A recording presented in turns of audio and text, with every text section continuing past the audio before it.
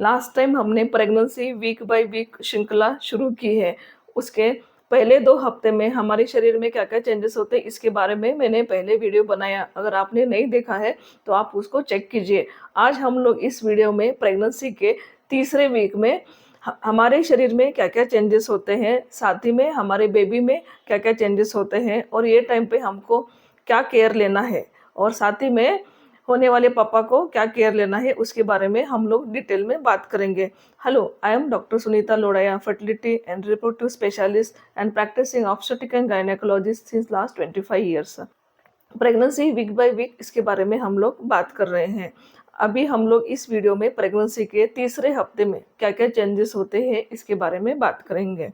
Pregnancy का तीसरा हफ्ता, जिसके शुरुआत में स्टार्टिंग में एग अंडा ओवरी में से निकल जाता है और तीसरे हफ्ते के एंड तक ये जो एम्ब्रियो है ये बच्चेदानी के अंदर आके चिपक जाता है। तो आइए हम लोग देखेंगे डिटेल में प्रेगनेंसी के 3rd वीक के दरमियान हमारे शरीर में क्या-क्या चेंजेस होते हैं। सबसे पहली बात, तो 3rd वीक के शुरुआत में ओव्यूलेशन होता है। ये जो एग है वो ओवरी में से रिलीज हो जाता है, जिसको हम लोग ओव्यूलेशन कहते हैं। ये ओव्यूलेशन के टाइम पे कभी-कभी माँ को थोड़ा हल्का सा पेट दर्द हो सकता है या कभी-कभी किसी-किसी को थोड़ा पेन ब्लीडिंग भी हो सकता है, स्पॉटिंग भी हो सकता है।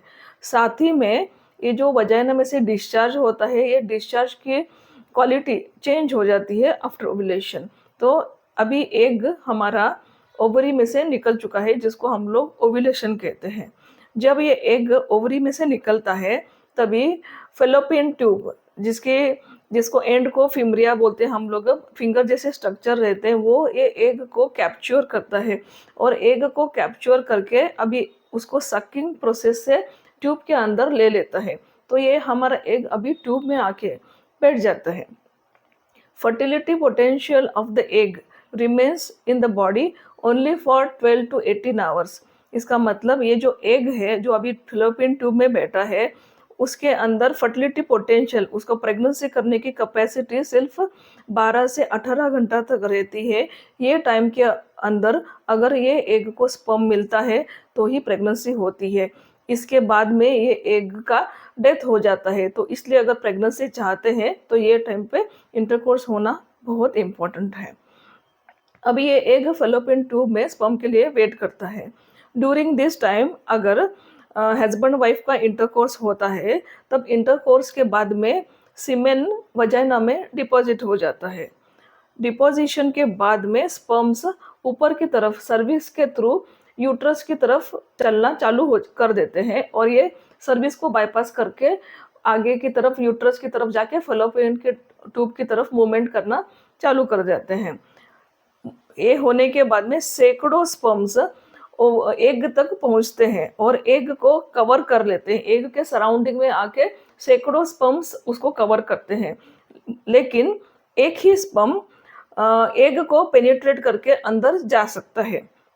जब एक स्पर्म एग को पेनिट्रेट कर लेता है तभी उसका बाहरी आवरण रहता है वो क्लोज हो जाता है और एक स्पर्म अंदर जाने के बाद में बाकी स्पर्म्स निकल जाते हैं। तो स्पर्म जब एक इंटर हो जाता है, बाहर का आवरण कवर होने की वजह से बाकी के स्पर्म सब निकल जाते हैं और ये स्पर्म और एग का मिलन हो जाता है, जिसको हम लोग फर्टिलाइजेशन कहते हैं।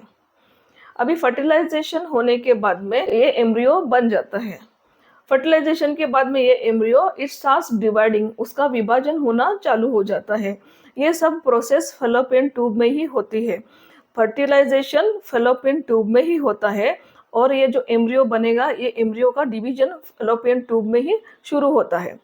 ये जो एम्ब्रियो का डिवीजन होता है फैलोपियन ट्यूब में, तब वो टाइम पे उसको लगने वाले सभी न्यूट्रिएंट्स, बॉडी फ्लूइड्स, वो जो भी है फैलोपियन ट्यूब सप्लाई करता है, जिसकी वजह से ये एम्ब्रियो की ग्रोथ होती रहती है और ये एम्ब्रियो फैलोपियन ट्यूब के बाहर की तरफ से मूवमेंट होकर धीरे धीरे यूट्रस की बच्चेदानी की तरफ से मूवमेंट होना चालू हो जाता है और by the end of 5th day, 5वें दिन तक ये जो एम्ब्रियो है ये बच्चेदानी तक आ जाता है और 5वें दिन तक एम्ब्रियो एक बॉल जैसा बन जाता है, जिसको हम लोग ब्लास्टोसिस्ट कहते हैं।